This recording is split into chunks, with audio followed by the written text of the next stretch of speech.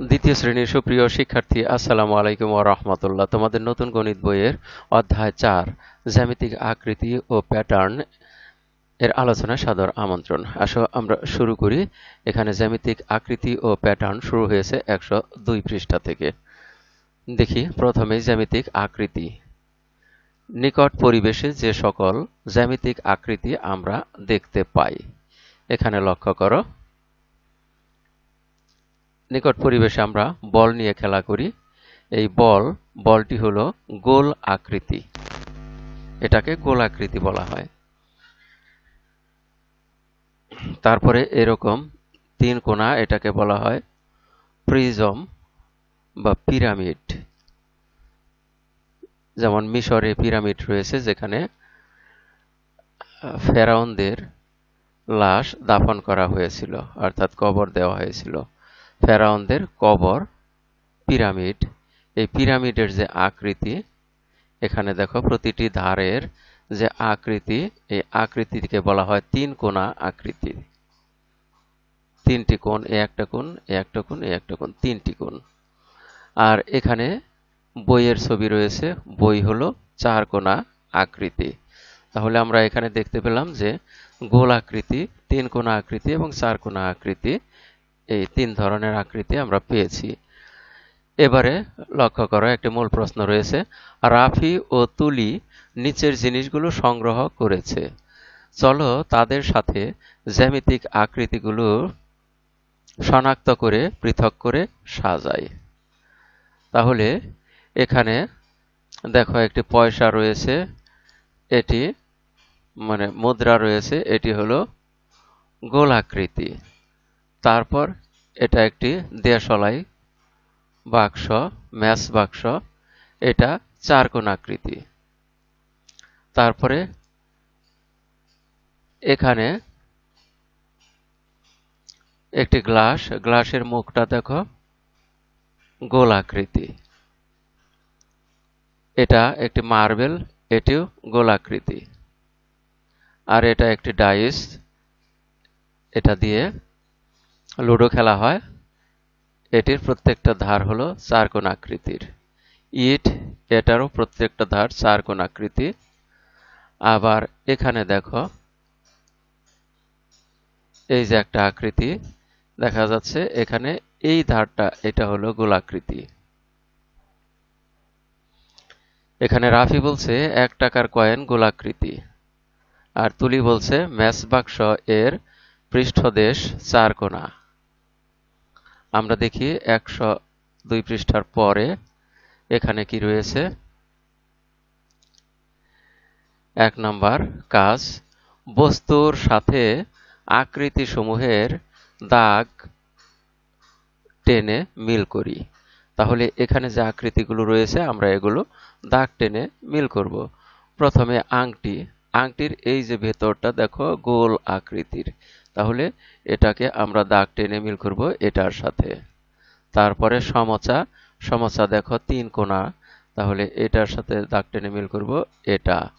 আর ইট, প্রত্যেকটি ধার হলো চার কোণা, তাহলে এটার সাথে মিল করব এটা।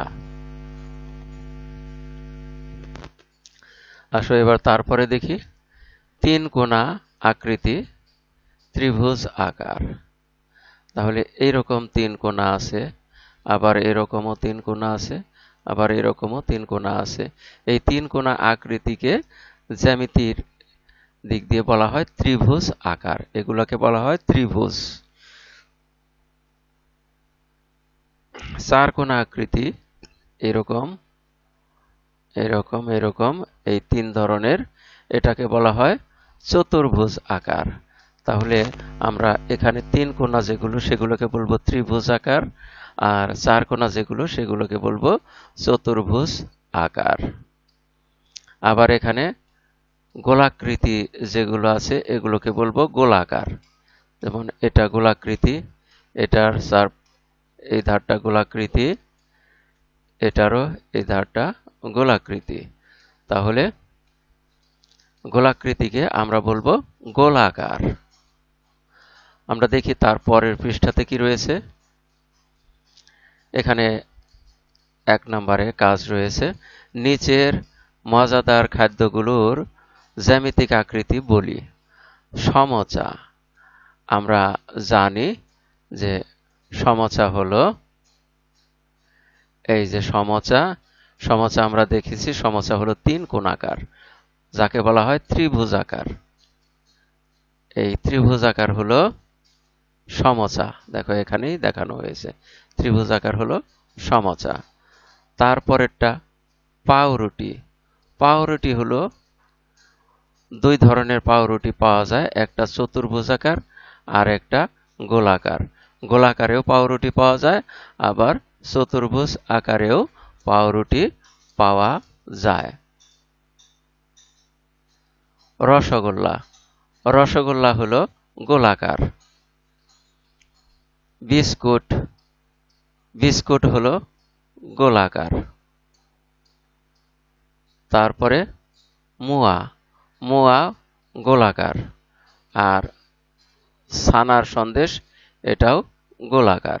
তাহলে আমরা দেখলাম গোলাকার হলো ছানার সন্দেশ, মোয়া, বিস্কুট, রসগোল্লা, এই কয়টা গোলাকার।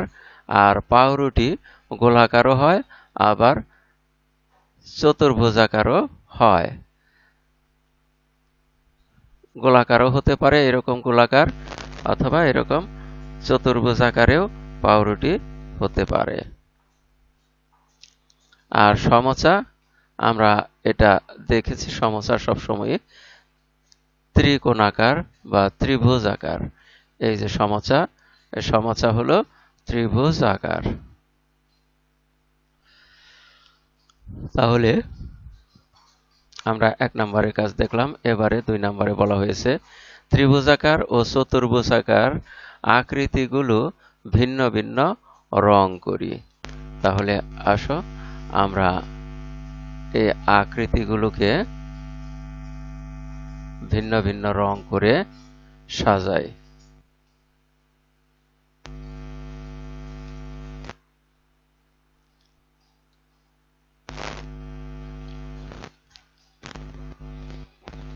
যেখানে চতুর্ভুজাকার পাবো সেগুলো এক কালার করব, এক রং করব, আর যেগুলো ত্রিভুজাকার পাবো সেগুলো আরেক রং করব। তাহলে আমরা লক্ষ্য করি,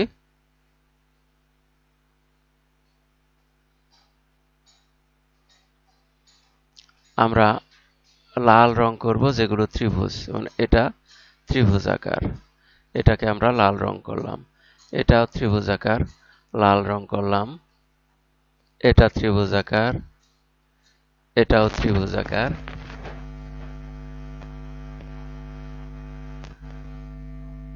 তারপরে আমরা এখানে দেখছি ত্রিভুজাকার, এটা ত্রিভুজাকার,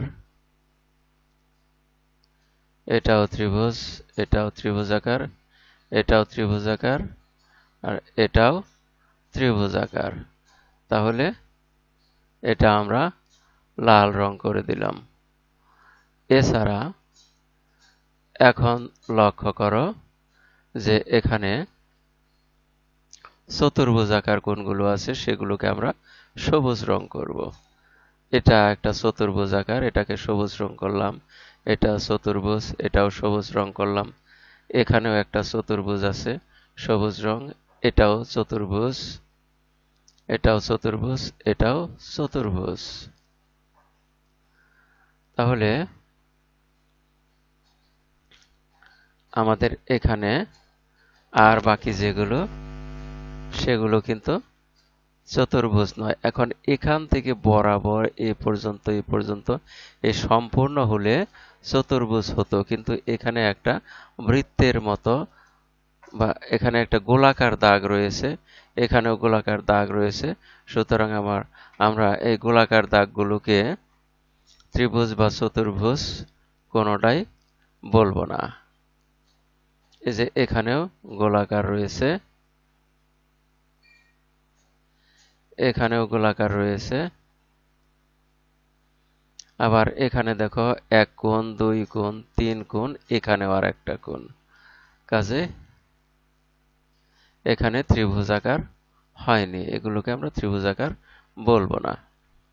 তাহলে আমরা ত্রিভুজাকার, চতুর্ভুজাকার এবং ত্রিভুজাকার ভিন্ন ভিন্ন রং করলাম। আর যদি আমরা এই বৃত্তের মতো এই অংশটাকে ধরি, তাহলে এটাকেও ত্রিভুজাকার বলা যায় না, কারণ এখানে বৃত্ত বা গোলাকার রয়েছে।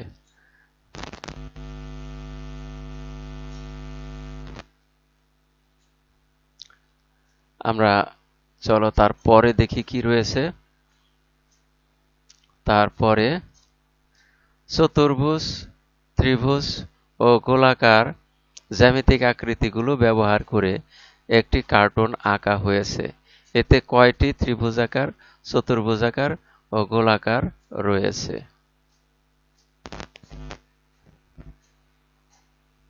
এখানে লক্ষ্য করো, আমরা যদি এটাও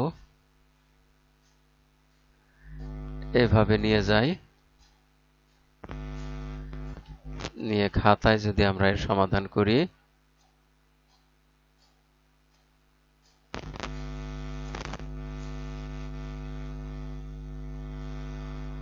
আমরা দেখি এখানে ত্রিভুজাকার কয়টি রয়েছে। প্রথমে চতুর্ভুজাকার দেখি, একটি, দুইটি।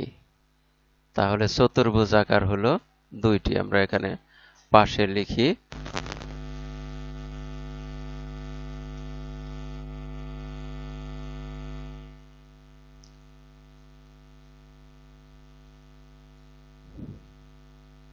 চতুর্ভুজ আকার বা আকৃতি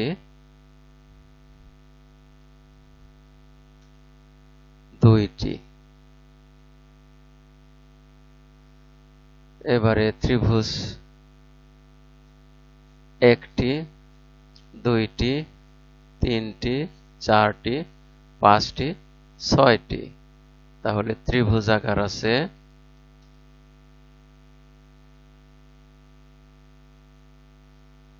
ভুজ আকৃতি আছে ছয়টি।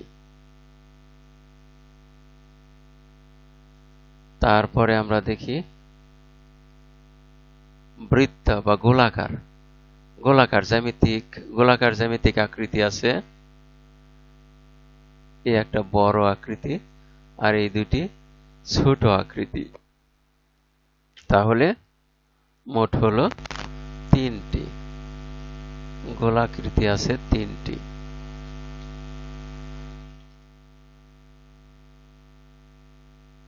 গোলাকার আকৃতি তিনটি। আচ্ছা, আমরা তারপরে দেখি